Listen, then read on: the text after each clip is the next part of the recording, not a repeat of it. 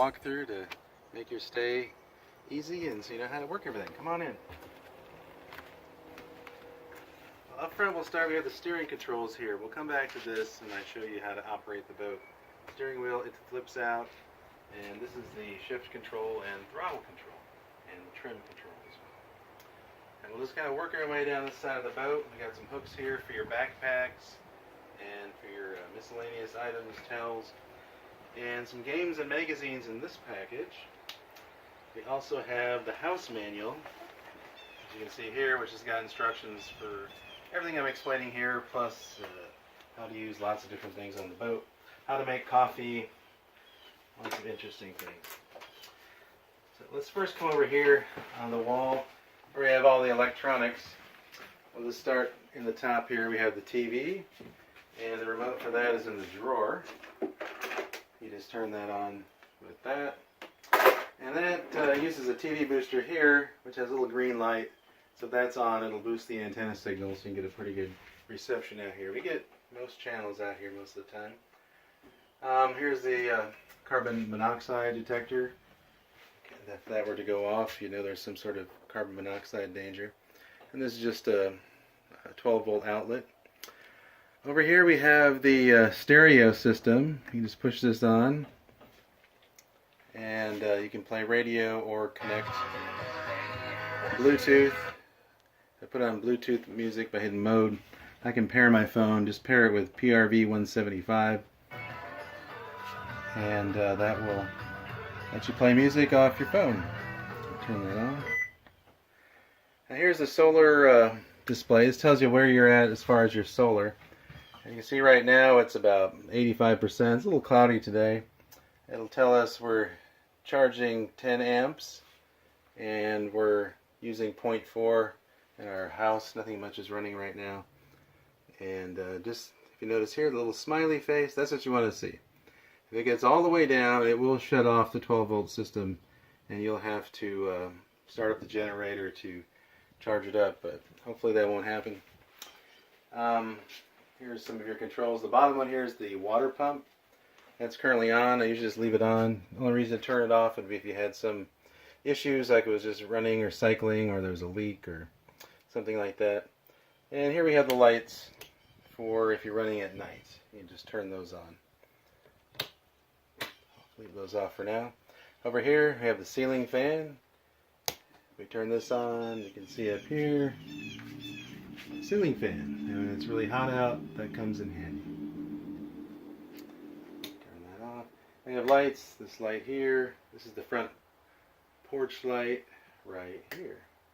And those are 12 volt as well. So up on the counter we have more 12 volt outlets. You can plug your phone in here. There's also an outlet that if you have the generator running, you can run something off of here.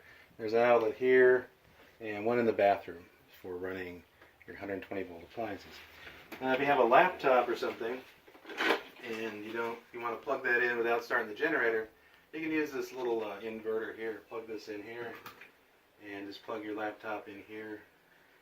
It's only like 250 watts or 150 watts, so it'll only run something very small like a laptop. Paper towels. Down below here we have the main drawer, silverware, knives, all the things you should need. And a refrigerator right here. You just press this button down to open the door. Up top, lots of dishes. This is how we make coffee. There's instructions in the book how to boil water and use a pour-over coffee maker. And we have spices. We even have some battery-powered candles. You can sit those around at night. Frying pans, napkins. There's a light over the sink. Works with a little chain at night. And we have a nice deep sink. Turn on the water and it runs. There's hot water. There's a hot water heater underneath here that we'll have turned on for you.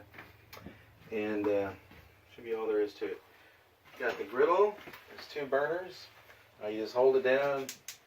You'll hear it make a little clicky sound. Turn it on.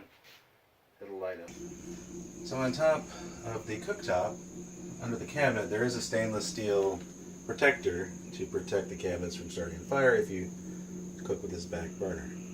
Have a cutting board here to use. You can also use it for a trivet. Just want to put it down here, put a hot pot on there so you don't damage the countertops. And more dishes here, food storage plates, all kinds of things you might need. Got some pot holders here for hot pans. And so let's come back this way to the bathroom. There's a sliding barn door here, and you can use this to keep it from moving around too much, but the boat kind of always leans back, so it usually stays there. And it's also what you use to lock it when you're inside. There's a matching hole on the other side that will lock that for you. And let's come into the bathroom. Here we have, turn on the lights. We have a shower. We usually keep a couple of chairs in here, just it's a good place to keep them. Just take them out if you want to take a shower. We have 2 chairs on board. We can provide up to 4 if you ask for them. There's a medicine cabinet. Where to put your toothbrush and all that stuff. We got a few things on here if you need them. Some sunscreen, travel toothbrush. If you forget your toothbrush, we got a pack for you. There's an outlet in there as well. The other switch here is for the fan for the bathroom. So there's a little cute little whale sink here. Really like. And over here we have a regular RV style toilet. So you just, if you want to put a little extra water in there, you hold it part way down. And then when you're done, you just go all the way down and you flush it. There's a holding tank underneath. We got special RV toilet paper to use for this. You don't want to use your own toilet paper. And we have hygiene products. You don't want to flush anything other than toilet paper down there. Coming back this way, there's a big closet here to store your items in. Just move the little lever. That keeps it from bouncing out. Open it up. Tons of storage. Alright, a few more things. We've got a little smoke detector up here. If that would go off, you can press this little button to silence it if you burn something in the kitchen. Also up top here we have some storage. We have this is your throwable. So if someone were to fall overboard, you can throw that to them. You're required to have one on board. And we have life jackets stored up here as well. We usually have a couple of kids' jackets, a couple of adult jackets. But if we have more, we can provide whatever you need. Let me show you the back door here. This has a screen built in. This goes up and down. This locks in. You just release it down here. It's nice, get some extra breeze. So we'll come out the back and we will go up top. Alright, we're up top on that tiny houseboat. This is a great place to hang out. You can see we're anchored in a tiny little cove. It's kind of windy today, but it's really calm back here. So that's one of the best places to stop at night. It's just a nice cove like this, where there's not going to be any wind or any storms to mess with you. There's a couple of lounge chairs here. They fold flat. These arms go up and down. There's a little cooler. We kind of use the table here to set your drinks on. Put some snacks in there. And out here we see the solar panels that power the boat. There's 400 watts of solar, and there's also the TV antenna right there. So it's a great place to hang out and enjoy the lake.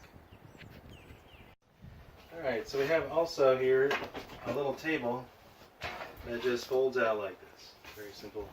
You can use it, you can set it out on the front porch, a couple chairs, you can use it here, watch TV, drink your coffee, whatever. When you're done with it, just fold it back up. And it hangs on these 2 little things right here. And it stays nice and secure.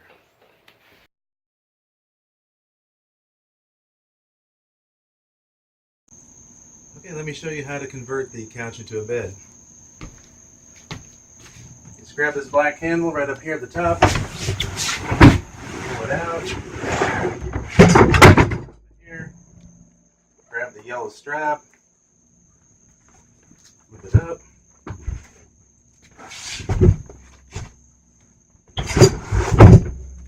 you have a bed. So when you're done sleeping, you would reverse the process. Pull it up, back onto here, flip this up here,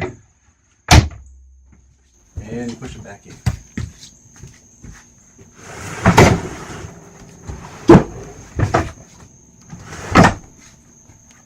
Tuck this behind.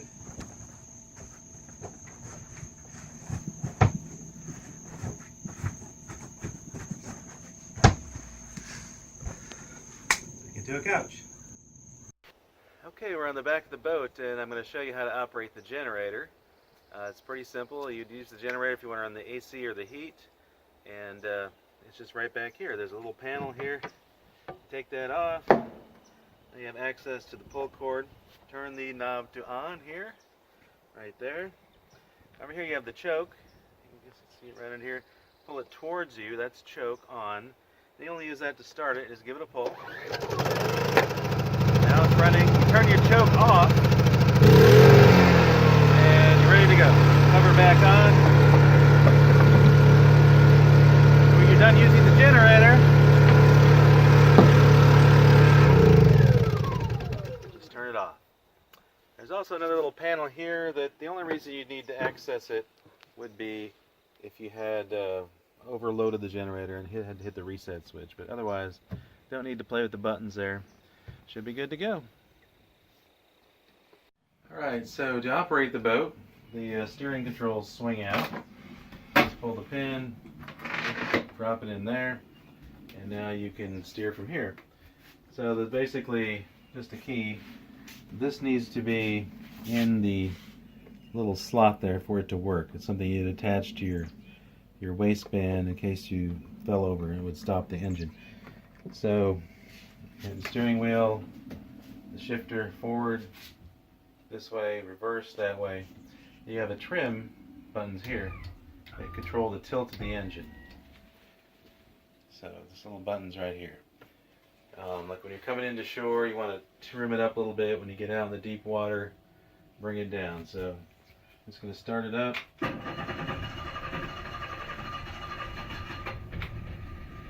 And when the engine's running, you can look in the back through the back door, see it vibrating, so you know it's going. You always do that before you weigh anchor because you don't want to get blown into the rocks.